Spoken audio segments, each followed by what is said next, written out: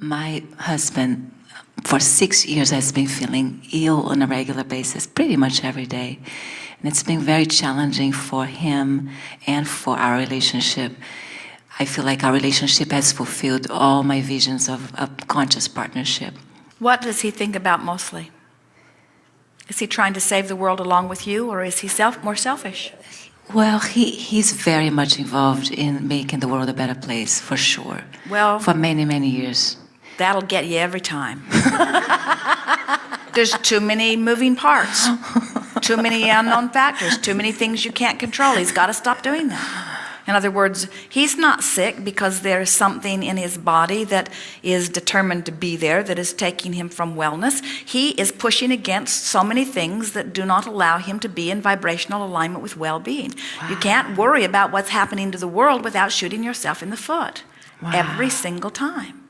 See, he's been looking through so many doctors and exams and trying to find, and he found a few things like mercury poisoning, heavy metal, and he had a parasite, different things. You could lie in your bed feeling wonderful because of the conversation you're having with your mate.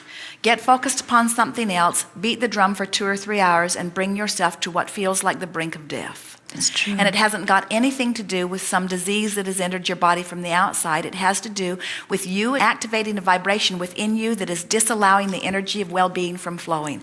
And when you do that over a period of time, then you begin saying things like, I can't remember the last time I felt good. I wonder what's wrong with me. And then when you make the mistake of going to someone who looks with all of those tools and microscopes, and they look places that you can't look, and they go,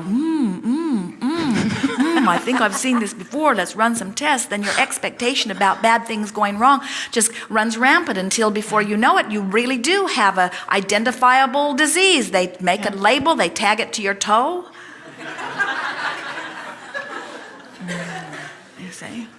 You cannot look at things that make you emotionally feel bad. There is no difference between the way you feel emotionally and the way you come to feel physically, because your physical expression is just an extension of your emotional expression, just like your emotional expression is an extension of your connection to your source energy. So when you are wide open and connected to source energy, you're yipping and yahooing, you're praising, you're loving, you're singing, you're whistling, you're yodeling. You are in your joy, you see.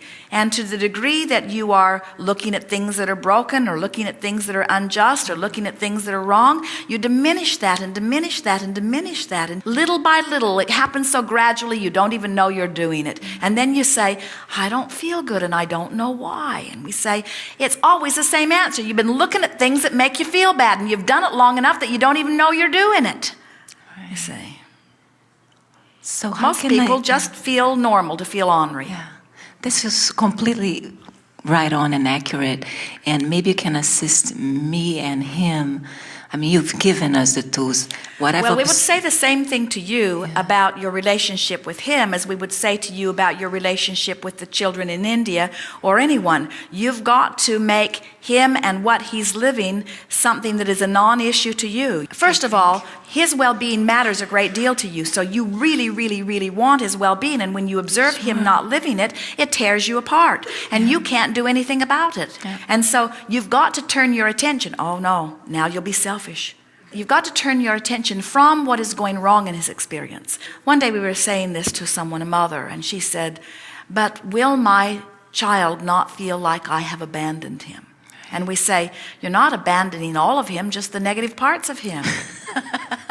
In other words, you're not ignoring his smiles, you're not ignoring the happy memories, you're not ignoring the wonderful things he says, you're not ignoring the enormous list of positive aspects. You're beating the drum of those things all the time. You're just ignoring the complaining, ignoring the worrying.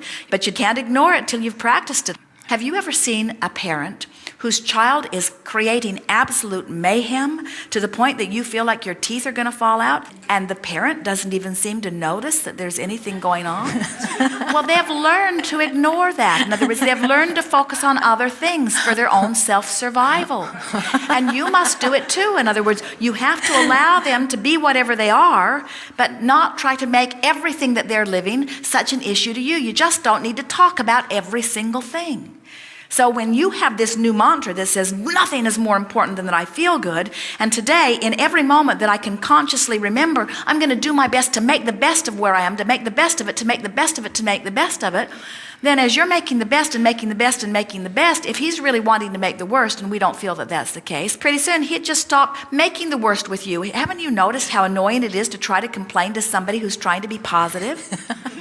They're just miserable to be with. If you've got it on your mind to complain and they won't complain, it's terrible to be with someone like that. In the same way that when you want to feel good and someone won't feel good, it doesn't feel so good either.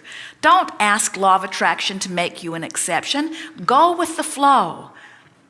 We see you. It's like you get into your canoe of life and you say, I'm so happy I'm alive. I'm glad to be here. And you put your canoe in the water and you turn it upstream. And then you just paddle with all your might. You get tired, your muscles ache, and we say, just turn it around and go with the flow. And you say, well, who will get the credit for that? How will I get the marks on my chart? Who will see me valiant and virtuous? Who will praise me if I don't struggle and suffer? And we say, turn around and just try it. It feels so much better.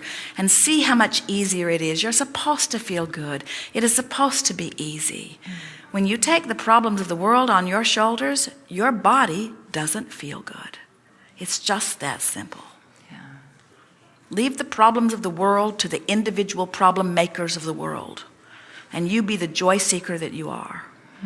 And on your way to joy, enjoy the life-giving revenge phase. And then enjoy the life-giving anger. And then enjoy the life-giving frustration. In other words, don't try to make the jump. You'll end up in the ditch. Good. Thank you so much. Thank you so much. Yes, indeed.